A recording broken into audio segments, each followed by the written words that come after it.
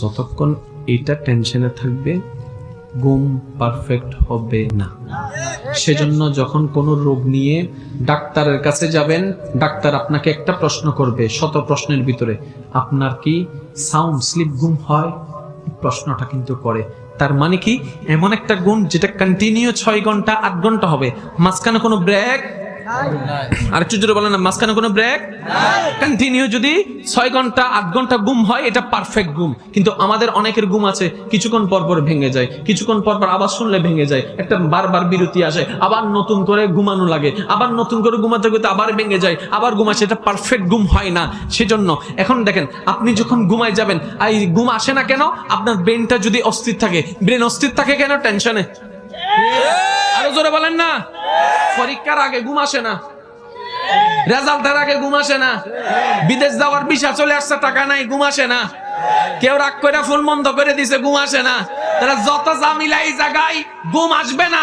এবার এই জায়গার সমস্ত কিছু তো যতই টেনশন করেন, আপনি চাইলে পাল্টাবেও না, আপনার মন মতো হবে না, যা হওয়ার তা হবে, যখন হওয়ার তখন হবে। কথা বলেন ঠিক কি না?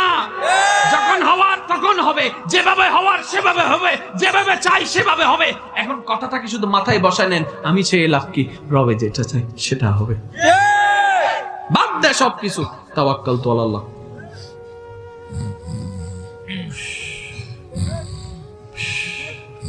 ভাষাজন বন্ধ করবো কি তারে, তুই এত টেনশনের মধ্যে ঘুমাস কেমনে?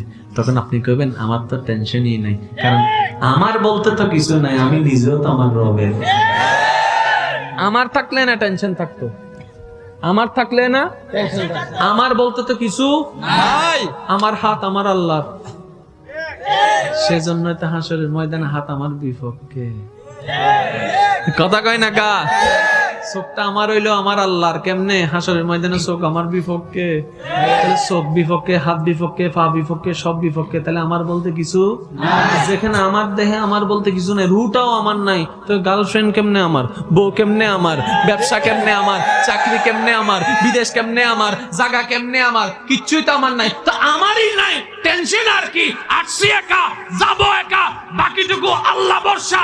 দুনিয়াতে থাকবো, আল্লাহর সৃষ্টির সেবা করব, নবীকে মহব্বত করব, আল্লাহর ভয়ে চলবো, ইবাদত করার চেষ্টা করব, এটার নামই তো জীবন। সুবহানাল্লাহ।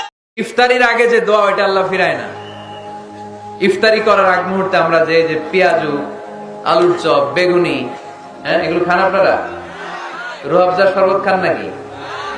এই যে সাজায় রাখা হয় ডিজাইন করে, এইগুলো রেখে যখন দোয়া করেন, এই দোয়াটা আল্লাহ শোনে খুব। আল্লাহ বলে, কিরে ফেরেশতারা, ঘটনা কি? এত খাবার কেন? আল্লাহ রোজা রাখছে। কি চায়? আল্লাহ ক্ষমা চায়। তো খায় না যে তৃষ্ণার, তো আল্লাহ আপনার ভয়। আমারা দেখছে না, আল্লাহ আপনারা দেখে নাই। জান্নাত দেখে নাই, আমার জাহান্নাম দেখেছে আল্লাহ কিন্তু জানে। তারপর ফেরেশতাদের মুখ থেকে বের করা হবে, সুবহানাল্লাহ পড়ে। আমার জাহান্নাম দেখেছি কিনা বলো? ফেরেশতারা বলে না, জাহান্নাম দেখে নাই। আমার জান্নাত দেখেছে কিনা বলো? জান্নাতও দেখে নাই, কিছুই দেখে নাই, আপনারও দেখে নাই। আল্লাহ এবার খুশি হয়ে যাবে।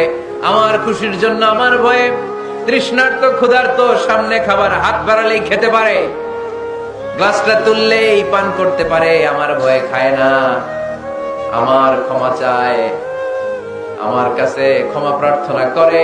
এখন আমার বান্দা যা দোয়া করবে, বান্দার সব দোয়া আমি কবুল করে নেব।